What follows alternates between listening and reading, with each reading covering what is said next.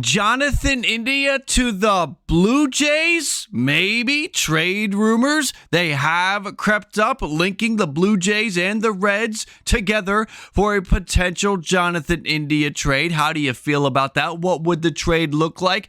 Are you on board if the Blue Jays aren't giving up anything significant? But I'm sure Reds fans, you don't want to get garbage back. We're going to take a look at what a trade could be and why the Blue Jays do need to go out and get Jonathan India. Then we've got Jesus Luzardo. Is there a blockbuster in the works? He has very high value. 3 years of control for a top of the rotation arm, a lefty arm, a guy that looks like he has figured it out. Already trade rumors linking him to the Cubs and the Yankees if Yamamoto falls apart. I think the Orioles are a perfect trade partner. Orioles fans, you haven't liked me over my Dylan Cease comments, but I think you are a perfect trade partner with Miami for Jesus Luzardo. Make sure to comment below. What is your trade if you are a fan of any of the teams involved in what we're about to get into? And if you're not, what do you deem a fair trade for both sides? Comment below. We have our comment goal of 100. Make sure to smash that like if you enjoy this. We have a premier like goal of 100, and if we can blow past that, it'll give us a better shot at getting close to or exceeding the overall like goal of 1,000. Let's get into this, and let's start with the Jonathan India piece, and then we'll get to Luzardo and the 3 trade proposals. First, with India, where does this come from? Bob Elliott tweeting. It was then retweeted by some national guys. Blue Jays have shown interest in dealing for Reds second baseman Jonathan India.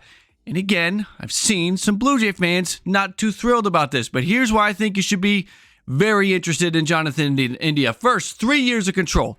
We are just entering the arbitration years for Jonathan India, so you've got control and affordability. He's not going to cost a lot. And when we take a look at his numbers over his career, he was the Rookie of the Year in 2021, an OPS plus of 116, 21 home runs.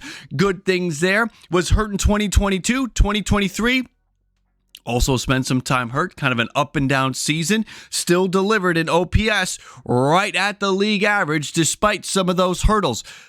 What do I really like? Well, I like his age. He's entering his age 27 season, so we're just getting into those peak years. He's shown he can hit at the major league level. And last year, a year where we saw a 100 OPS plus and some ups and some downs and some injuries, we saw a guy that hitting in the leadoff spot really delivered a 374 on-base percentage out of the leadoff spot.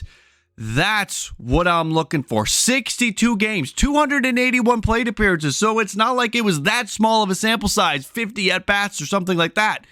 281 plate appearances, an on-base percentage of 374. Taking a look at his percentile rankings, because again, it's kind of been an up and down ride for Jonathan India. When he burst onto the scene in 2021, you see his batting run value, 90th percentile. It's sort of shrunk down in 2022 and shrunk down even farther in 2023, but still in 2023, we're seeing those good habits with the chase rate in the 93rd percentile, a much better than average whiff rates and walk rate and K rates. There's something good here for the Toronto Blue Jays. Does this look good? Is this something you might be interested in? 93rd percentile chase rate to 374 leadoff on-base percentage. Something good here. And we take a look at this Blue Jay lineup, and the Blue Jay lineup could use some more good. Give me Jonathan India at the leadoff spot. Let's throw him right in there. Springer 2, Bo 3, Vladdy 4. Let's start to build a better lineup. David Schneider can still fit in even if Jonathan India is the starting second baseman. And the Reds have said they're going to put Jonathan India at first if they don't trade him.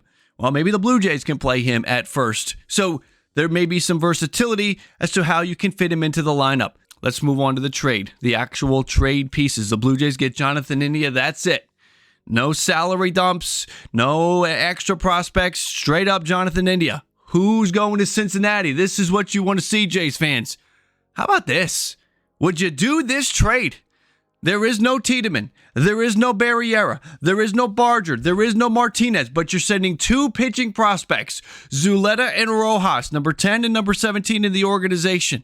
Reds fans, would you do that? Would you turn Jonathan India who is kind of expendable at this point. You have so much talent in the infield. Jonathan India doesn't have a spot to play. Can you turn him into two pitching prospects and Santiago Espinal? Espinal could be look, he can play him anywhere in the infield, and he is a good defender. So two pitching prospects and a defensive utility bench guy in Espinal for Jonathan India. Seems like a fair trade to me. Let's run it through the baseball trade values machine. We take a look at the values. We see the Blue Jays are getting $12.6 million from India. The Reds are getting $11.4 from the Blue Jays. We have ourselves a fair trade, ladies and gentlemen.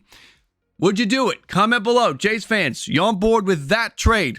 I would do this 7 days a week, twice on Sunday. Let's continue on to Jesus Luzardo, and we're going to run 3 trade scenarios: Cubs, O's, Yanks.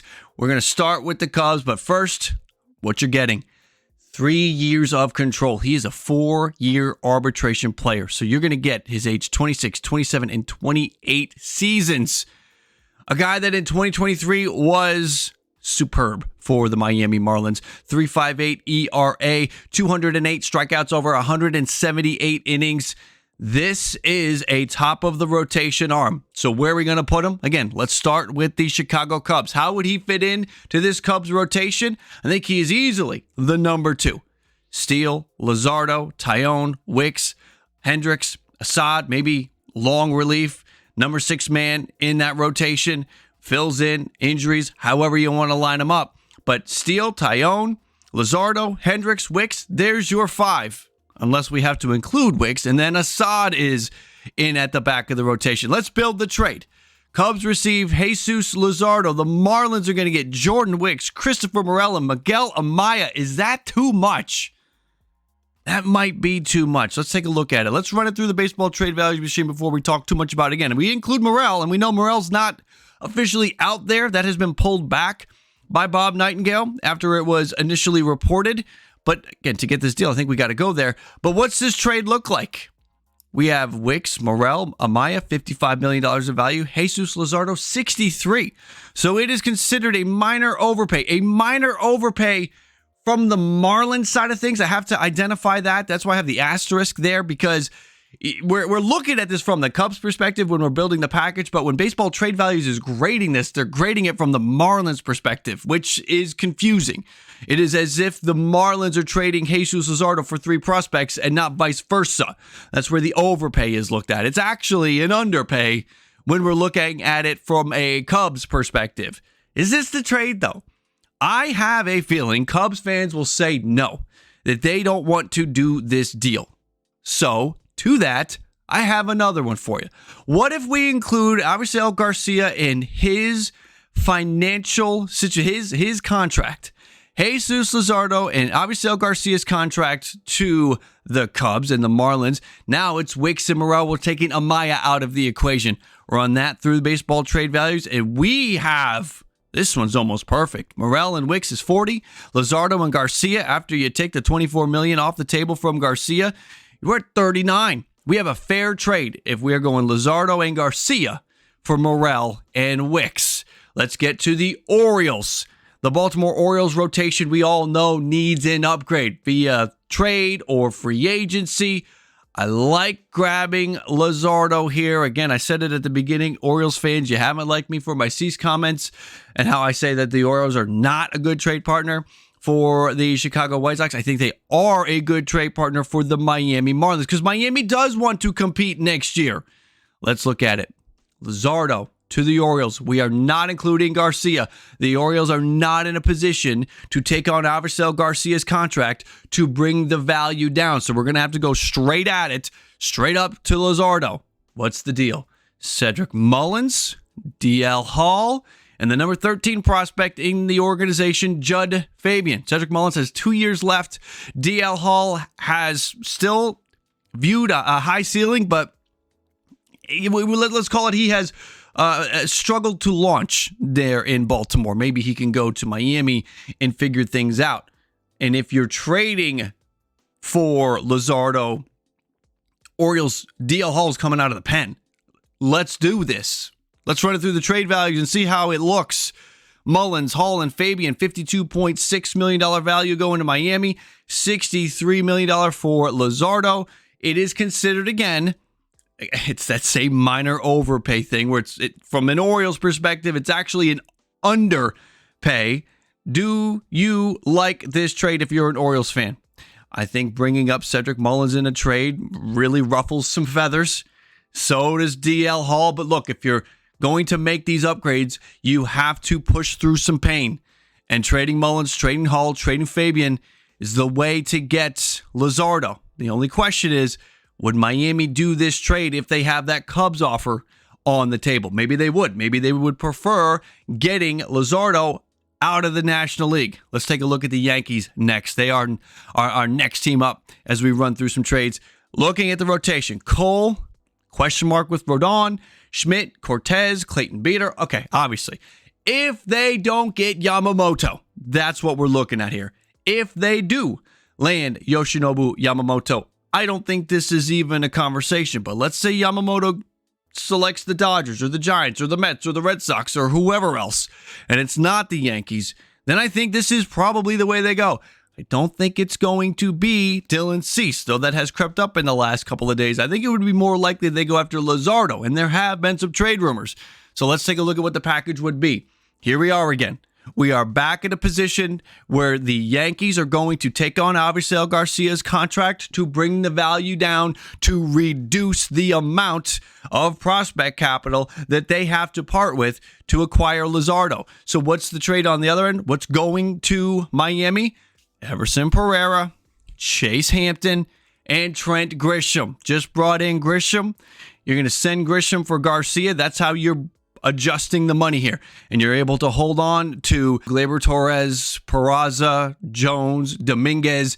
It's Pereira that you got to part with, Hampton, Grisham, but you're getting Jesus Luzardo, who would be fantastic at the top of that rotation. Let's run it through the trade values machine and see how it looks.